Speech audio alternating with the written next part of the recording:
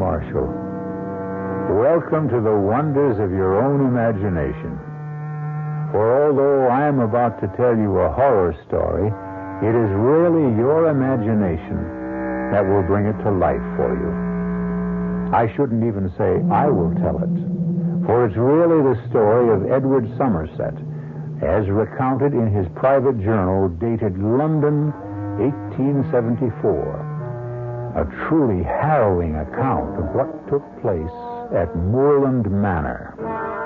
Our mystery drama, The Headstrong Corpse, was written especially for the Mystery Theater by George Lothar and stars Suzanne Grossman and Gordon Gould.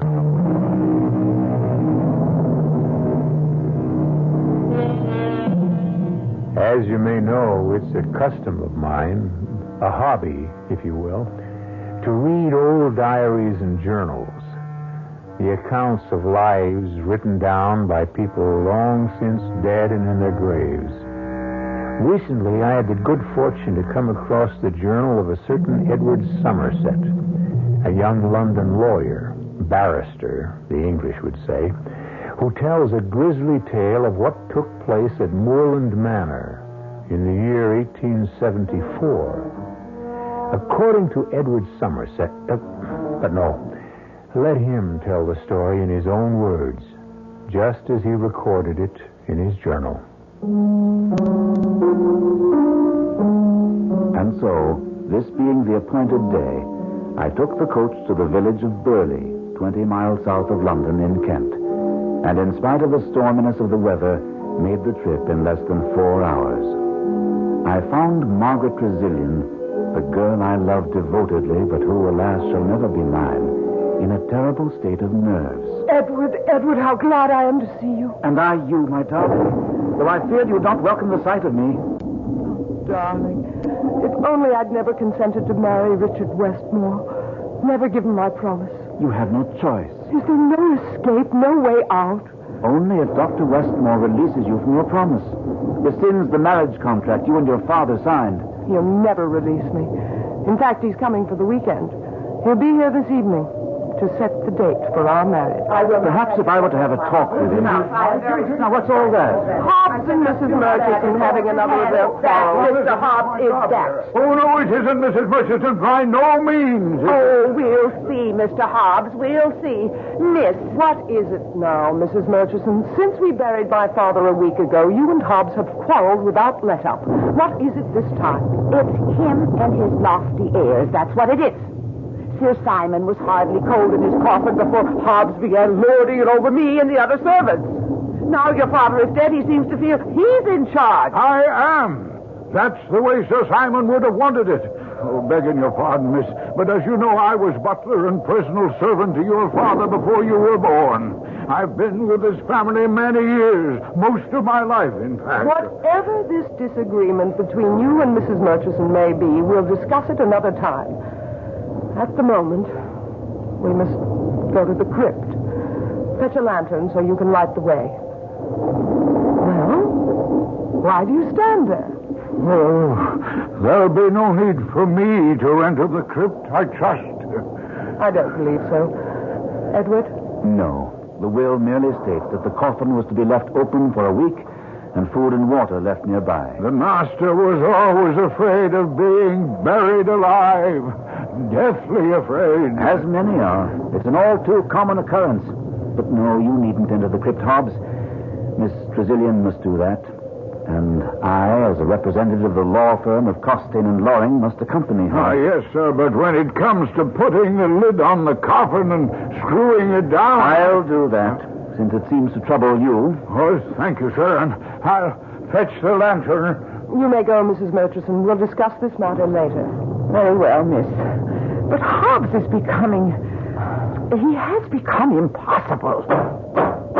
Oh, now, who could that be on such a day as this? Whoever it may be, let him in out of the storm, Mrs. Murchison. Yes, miss.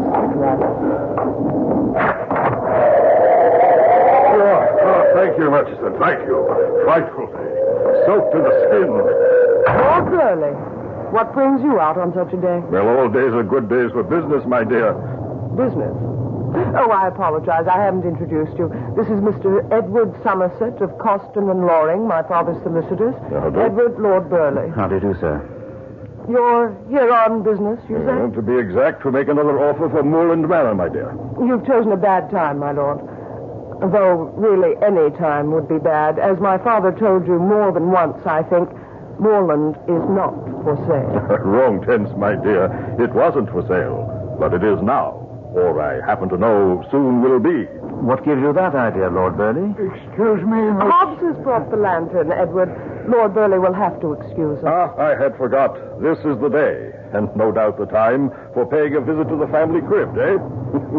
Your father had a fear of being buried alive. Well, I'm sure you'll find him dead enough. May I ask how you happen to be so well acquainted with the private affairs of Moreland Manor? How do you know this is the day we were to visit the crypt? There's little goes on in Burley, in the county, and at the village, sir, that I don't know. Good day to you, sir. And you'll be hearing from me again, Miss Tressilian. Terrible man. Certainly is. Well, Margaret, it's time. Yes. Hobbs, lead the way.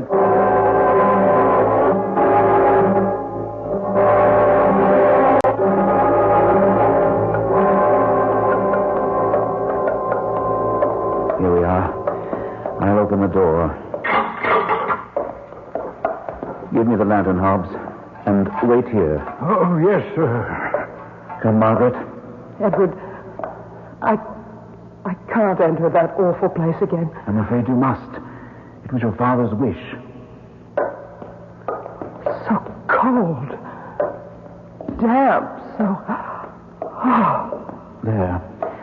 There's the open coffin. Let me just shine the lantern inside it to be sure your father's body is still there. Yes, it is. Look, Margaret. Yes. The body is there. Go outside now. I'll put the lid on the coffin and screw it down. All right. I'll wait for you with Hobbs until you... Edward. What is it? There's something strange here. Something curious. The clothes on the body. The clothes? That isn't the suit we buried my father in. In fact, Edward... Oh, good Lord. It isn't my father's body. No. Edward, I tell you, it isn't. You knew my father.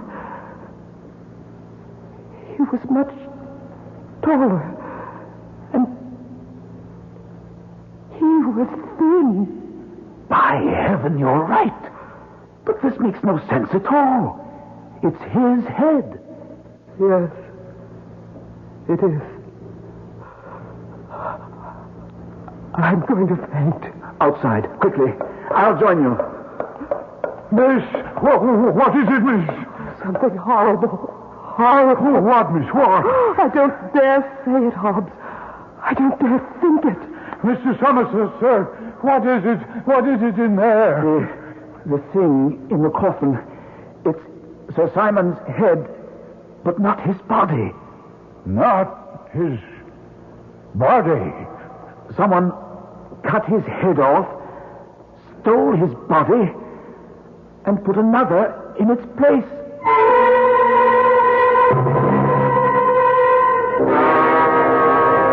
Incredible. Utterly incredible, Somerset. Dr. Westmore, what I've just told you, I saw with my own eyes. So did Margaret. In fact, she was the one who first noticed it was the wrong body. Where is she? Resting. Or perhaps I should say recuperating. It was an awful shock for her. Well, no doubt. Have you notified the police? No. Well, why not, man? There's only a constable in the village, and I've heard he's anything but competent. I intend to send a message to the London police by coach tomorrow morning. Well, better still, I'll take it for you. I'd rather not wait till you leave on Monday. Oh, I'll not be staying the weekend now. Margaret will be in no mood or condition to discuss our wedding plans. And as a surgeon at London Hospital, I have much to do. No point wasting my time here. You don't exactly sound like a man in love, Dr. Westmore. In love? With Margaret, of course. But I'm not. Nor is she with me. It's all purely a financial arrangement, you understand. Well, no, I didn't quite. Oh, but of course. An arrangement I made with Sir Simon. He was a very ill man for nearly a decade. He sought my rather special services, if I may say so. But as you know, Moreland is mortgaged to the hilt, and he was unable to pay. In return, he offered you his daughter's hand in marriage? And Moreland Manor, even though the estate is heavily mortgaged, it'll give me a tidy sum. A fortune, in fact, once I sell it. Now, look here, let's go down to the crypt. I want to see for myself. I'll ring for Hobbs first. You say you're not in love with Margaret? Not in the least. I am. Are you indeed? And she's in love with me. Yes. Yes. I don't know quite how to ask this, except to ask it. Will you release Margaret? Why, of course not. Even if... Oh, Hobbs. You rang, sir? Yes. Dr. Westmore and I want to go down into the crypt. Bring a lantern, will you? Yes, sir. Oh, and tell Mrs. Murchison she can serve tea in half an hour. Yes, sir. As I was saying, Doctor, even if Margaret signed over all right to Moreland to you... Why should I bargain for what will be mine once we marry? And if she refuses to marry you? Well, she won't. Margaret is a woman of honor. What do you know of honor, Dr. Westmore? Now, if you mean to insult me, Somerset... I mean to give you the truth.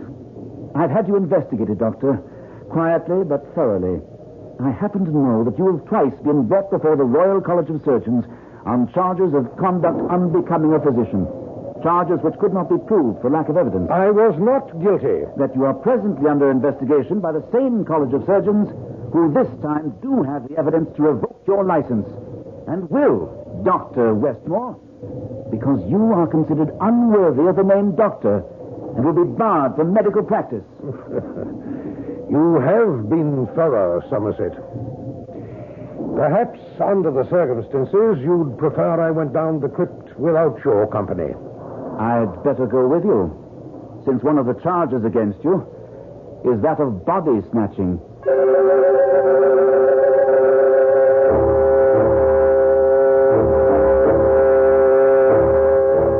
I'll take the lantern, Hobbs. You wait here. Oh, thank you, sir. Oh, and you told Mrs. Murchison about tea. Well, I'm sorry, sir, but I couldn't find her about. What do you mean? She must be somewhere in the house. No, sir. At least I was unable to find her, and you did want the lantern right away, sir. No matter. This way, Westmore. Those coffins, stacked one on top of another, their occupants have certainly been dead for years. Some of them for nearly a century. Curious. That's Sir Simon's coffin there, the one with the lid off? Yes. And as you can see, the body isn't that of Sir Simon, but... Good Lord! What in the name of...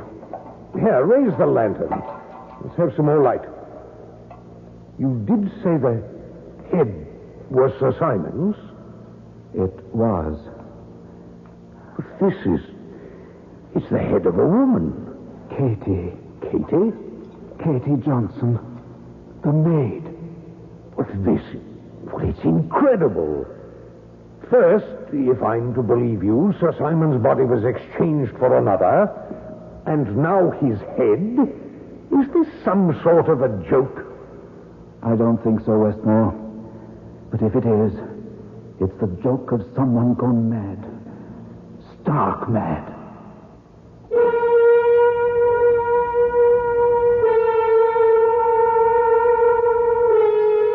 A baffling mystery, wouldn't you say? You might even call it heady. Sorry, I couldn't resist that. Edward Somerset's daily journal, recording what took place later on, is even more baffling. And I'm afraid more ghastly. Most of this strange story, the body of it... There I go again. All I meant to say was, there's more to come.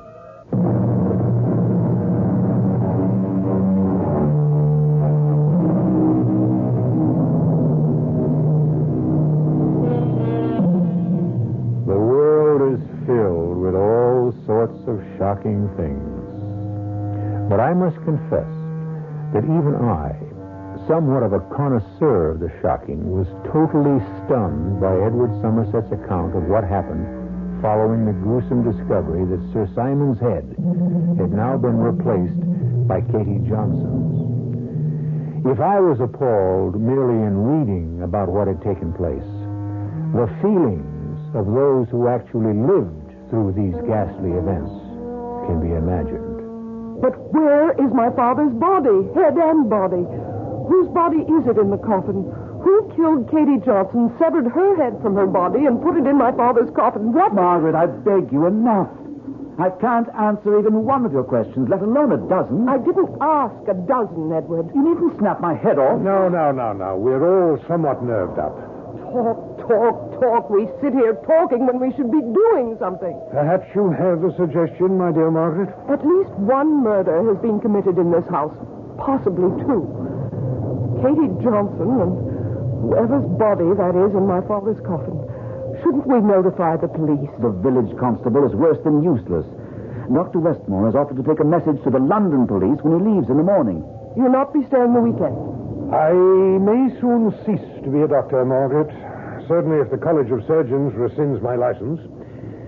But I still retain some remnants of the gentleman. You are certainly in no mood to discuss our wedding plans. Neither now nor at any other time. Ah, well, you have no choice there. Perhaps she does. Or could have, if, as you say, you do retain some gentlemanly qualities. You refer to the suggestion you made earlier, just before we went down into the crypt. Yes. What suggestion? That Westmore release you from your pledge to marry him in return for Moreland Manor. Which, after all, is really what he wants. Not quite, my dear fellow. Not altogether quite. What do you mean? If you don't love Margaret... Love has nothing to do with it. It's a matter of convenience and what is best for me. I don't understand. Well, you would if you'd allow me to finish. Once my license to practice medicine is revoked, and it will be this time, I'm sure, I shall go into business. Contacts, important contacts, are vital to business success. And the making of contacts requires a good deal of entertaining. So you see, I shall need a wife to fill the role of hostess. Does that answer you? Yes. I guess it does. I beg your pardon, Miss Margaret. Oh, Hobbs, yes. You asked me to find out where Mrs. Murchison had got to, and I have, miss. Where did you find her? In the kitchen, sir, where she claimed she'd been all the time. Only she hasn't. Did you tell her I want to see her? Yes, miss, he did. And I came straight along. Where have you been the past hour? In the kitchen, miss. Preparing tonight's dinner. Mrs. Murchison, more than an hour ago, I asked Hobbs to let you know he wanted tea, and he couldn't find you. Well, I don't know why not, Mr. Somerset. I've been in the kitchen all that time. And as for tea, there was no need to give me an order. Tea is always served in this house at 5. Then why didn't you serve it? Too busy getting dinner, miss. I gave Katie instructions to serve it today. She never got to do it. God rest her soul. Hobbs said he couldn't find you. Not anywhere. Well, that is a lie. I have been in that kitchen the last 2 hours. Never left it once. He's lying, he is. Trying to get me into trouble. Oh, come now, Murchison. Why would Hobbs want to get you into trouble?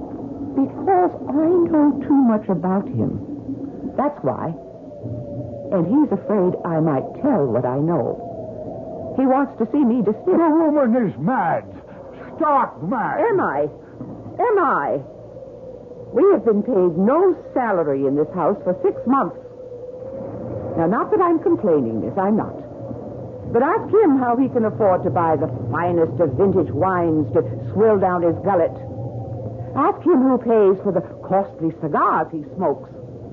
And ask him where he gets the money for the expensive suits, shoes, whatever he wears when he goes to London on his days off.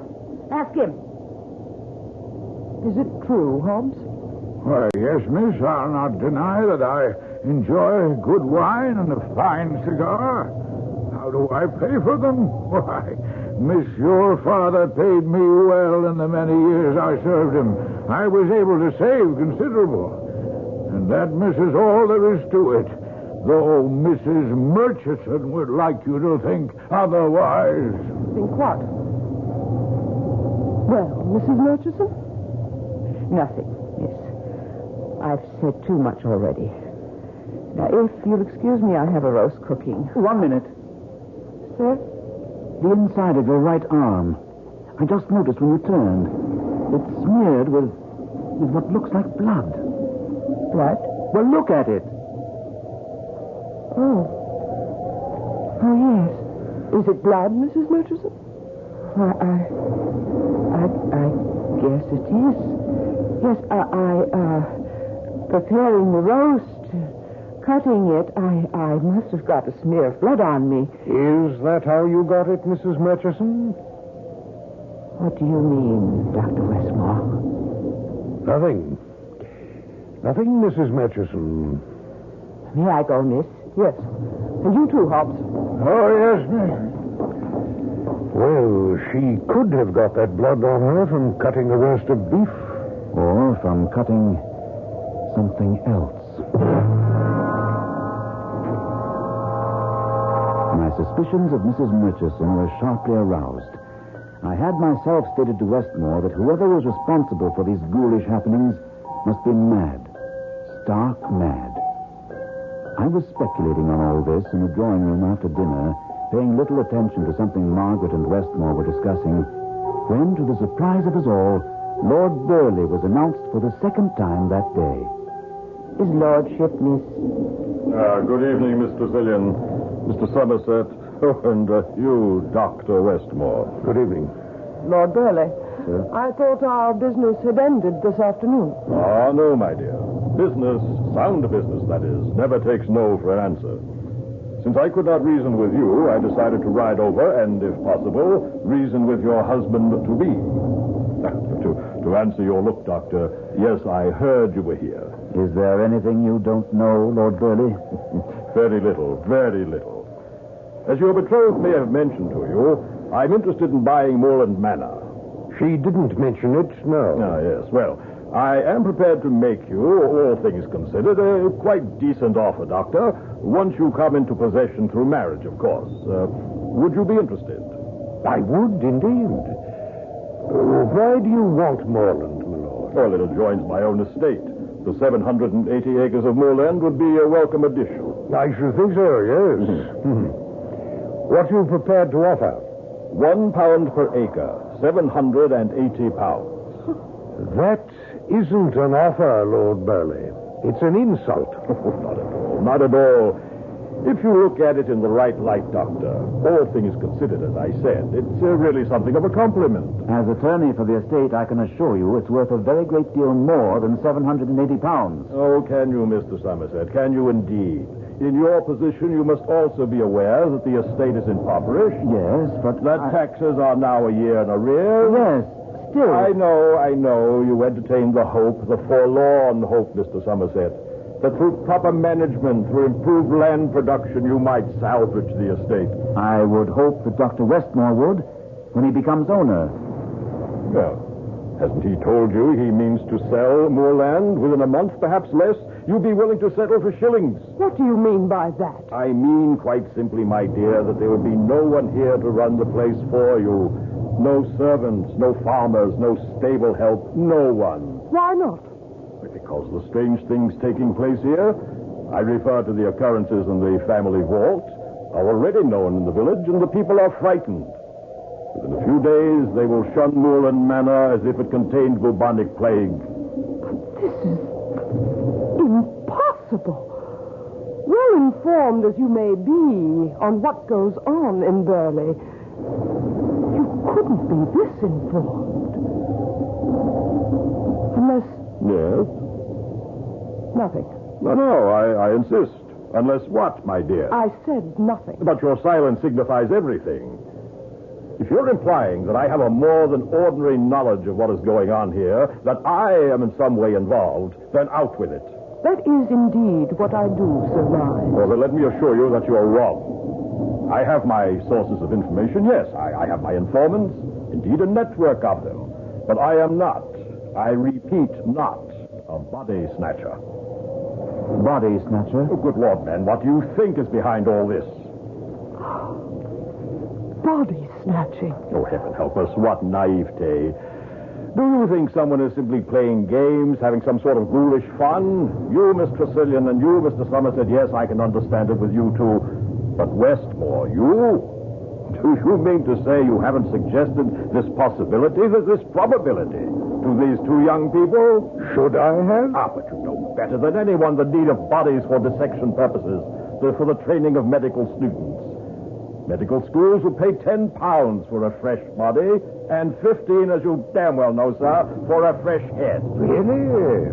You're far more knowledgeable than I am, sir. Oh, you know nothing of it, eh?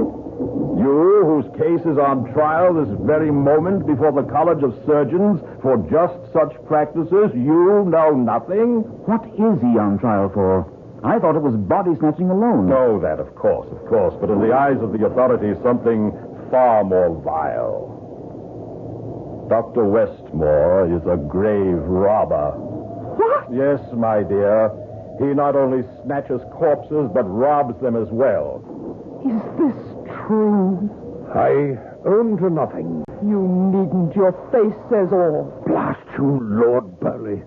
For what you've done to me these past minutes. I to you?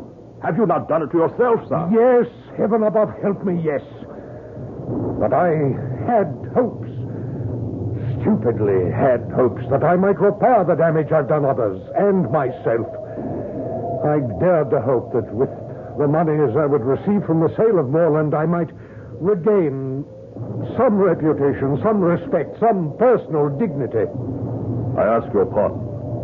I had not known you had in you even a spark of decency. Only a spark. Nevertheless, a spark, which I might have fanned into flame. And you may still. What I have said has been said within the confines of this house. No, Lord Berly, it has been said within the confines of this woman's heart, and will echo there till the day she dies. Well, I am sorry. But now, as to my offer to buy Moreland Manor... Another time. We'll discuss it another time, if at all. Now, then I had best take my leave. That would be best. And Lord Burley. My dear? Don't come back.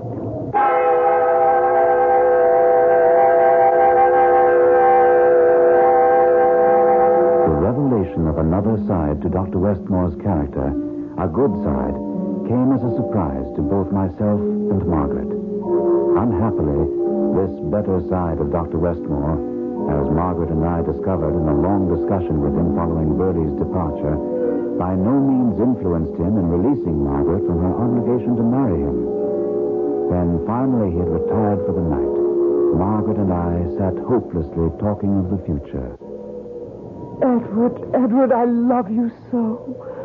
And the thought of marrying Dr. Westmore, I shudder at it. I too, my darling. There must be something. What?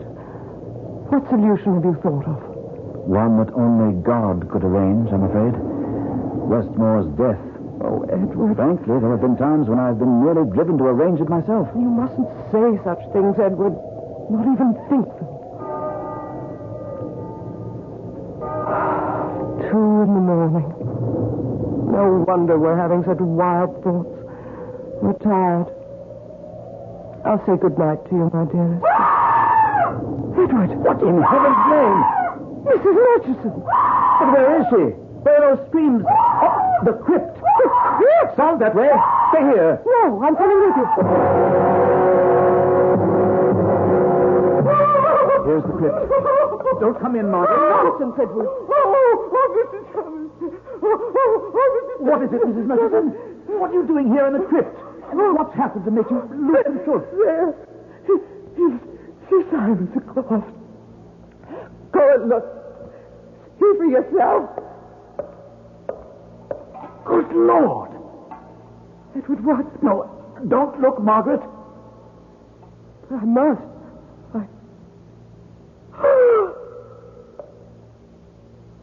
Oh, my God.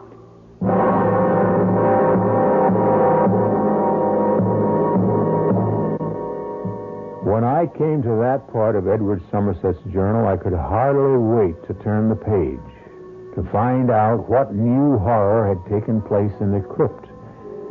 And a horror it was. A shocking horror, as you'll discover.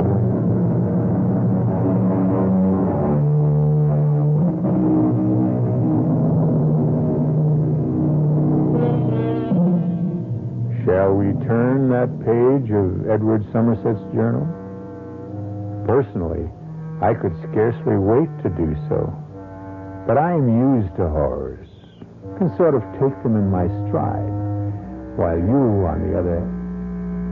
You insist? Very well, then.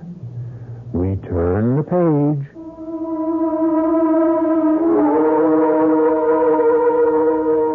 Margaret, for all her delicate beauty, is a strong woman, a woman of courage. But as she looked into her father's coffin, and the words... My God! escaped her lips, I feared she was about to faint. But she somehow managed to retain control. When I was sure she wasn't about to collapse, I turned my attention to Mrs. Murchison and said, "Pull yourself together, Mrs. Murchison." I'll try. And answer me. What are you doing here in the crypt? And at this hour of the morning? Well, answer me. I wanted to clear myself. Clear yourself? To prove my innocence. Now, last night, when you saw the blood smear on my arm, the way you looked at me, all of you, the way you talked, I could see you suspected me of doing these foul things. But what brought you here? What could you expect to prove here? I don't know. I only know I couldn't sleep. I tossed and turned, all sorts of thoughts going through my head, all sorts of needs to prove to you that your suspicions of me were unfounded. I came down here in desperation, I suppose, thinking I might find something, some clue, some bit of evidence that would give the lie to Hobbs. Instead, I found that. What do you mean, give the lie to Hobbs? Sir, I was in the kitchen all the time he claims he was looking for me. The time when poor Katie was murdered. Oh, and so that blood on my arm was from cutting the roast beef from nothing else. So you say. You don't believe me still. Why should I? We find you here in the crypt under very curious circumstances, and you expect us to believe your not very convincing story? It's the truth. I swear to you, sir, you miss. It's true. That's to be seen. The question now is, what's to be done? Edward, the police must be notified as soon as possible. Yes. Dr. Westmore was going to take a message to London tomorrow morning. Well, someone else will have to do it now. Edward? Yes? Are we dealing with a madman? I'd say what's in that coffin answers your question, Margaret.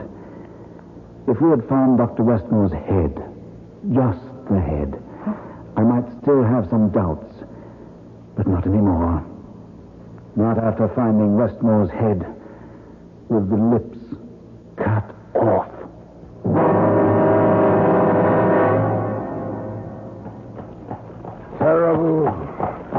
Terrible what happened to Dr. Westmore. Yes. Will you be long in London, sir? Only overnight. I'll return in the morning with, I hope, some member of the police force who can get to the bottom of what's going on at Moreland. Strange. First Sir Simon's body taken, but his head left in the coffin. Then his head gone and Katie's... Oh, the poor girl. Her head put in its place. And now Dr. Westmore's head in place of Katie's and the lips cut off. Oh, horrible. Very. Have you any idea, sir, as to what's behind this? I have my suspicions, Hobbs. But that's all they are. Suspicions. Well, now, you'll be sure to return on the morning coach, and so I'll be there to meet you. Yes. Depend on me. And there now, you see, The village just below us in the valley. I told you we'd be in plenty of time.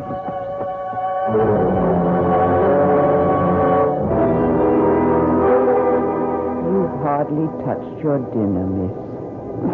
I'm not hungry, Mrs. Murchison. Oh, small wonder. All that's happened here. And some of the village farmhands telling you today that they'd not be coming back to Moreland to work the fields. I'll see who it is, miss.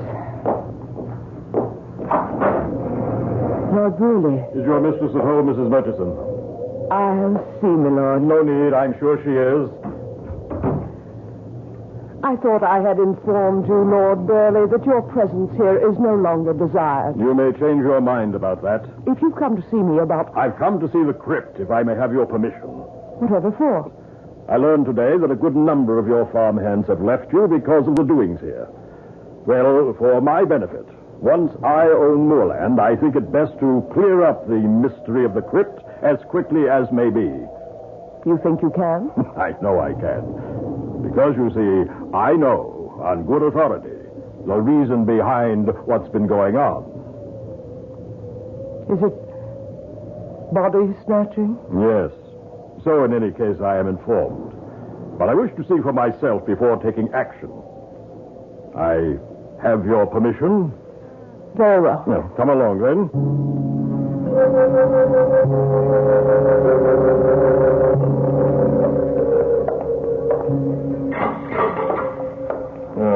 Now, first I want to look in the coffin. Ah, poor Westmore. Lips mutilated as I was informed.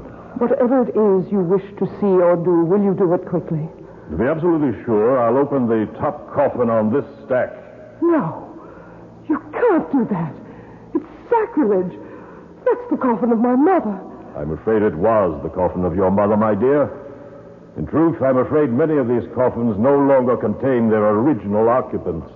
They are now used as storage boxes for much fresher corpses. Now, with your permission, then. Yeah, so, see for yourself, Margaret. Please.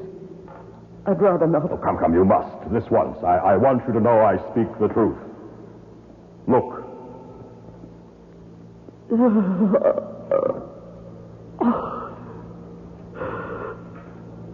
why? If bodies are in such demand, why store them away? Why not sell them at once? Oh, my dear, you're as devoid of business sense as your father. In business, there is an inexorable law known as the law of supply and demand. When supply exceeds demand, prices fall and vice versa. There is more demand for corpses at some times than at others, more demand for heads at certain times. At the moment, medical schools are in need of heads. Why? I haven't the vaguest idea. My informant didn't know. I do. What? Hobbs, what are you doing here? No need to answer that, Hobbs. That butcher knife in your hand is answer enough. Answer enough for you. Damn your rotten soul.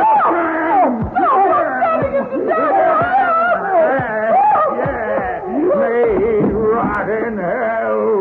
Eyes and ears everywhere. Nothing hidden from him. Oh, no, knew everything. Knew all about what was going on down here. I even knew, I'll be bound, that I am the body snatcher.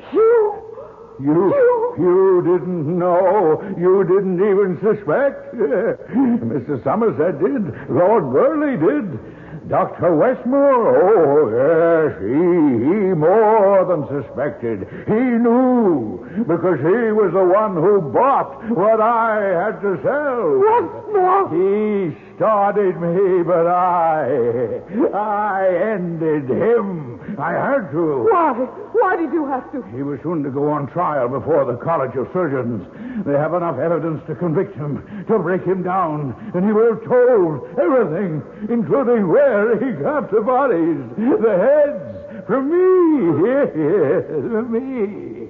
That's why I had to cut off his lips, so he'd never tell. Never. You're mad. Yes, that may be. The bodies, the heads.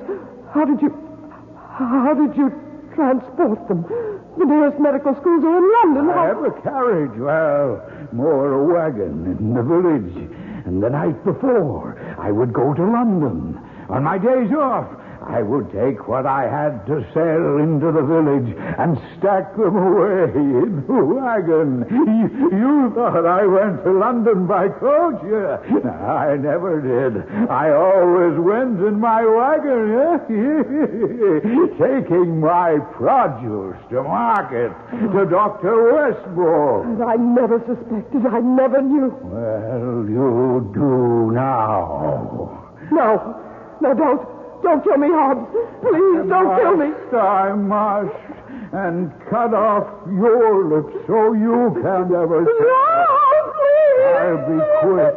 It won't hurt. Oh, yes. I've become very... Mr. Somerset. You came back.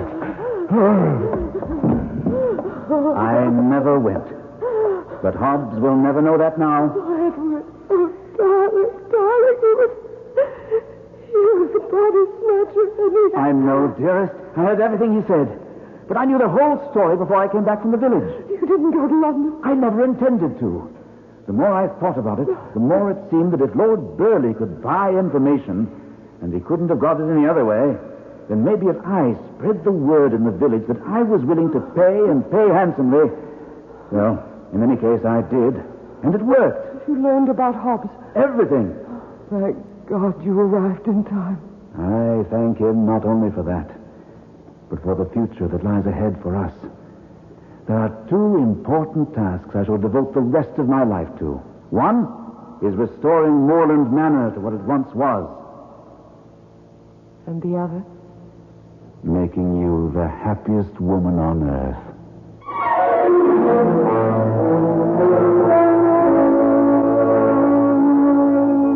And so ended, happily, the strange and horrifying events at Moreland Manor. Edward Somerset continued his journal for many years, and I'm glad to be able to tell you that he did restore Moreland Manor to its former splendor. And he must have made Margaret at least one of the happiest women on earth, if 9 children mean anything.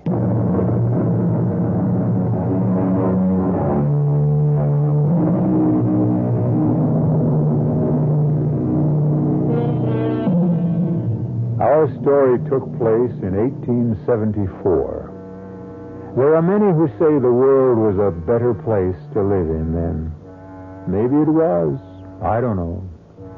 All of us do face many problems, many frustrations, many fears these days. But one fear we don't have now that just about everyone had then is the fear of being buried alive. At least I don't think we have. Our cast included Suzanne Grossman, Gordon Gould, Anne Petoniak, Ian Martin, Kurt Benson, and George Lothar. The entire production was under the direction of Himan Brown. This is E.G. Marshall inviting you to return to our Mystery Theater for another adventure in the macabre. Until next time, pleasant dreams.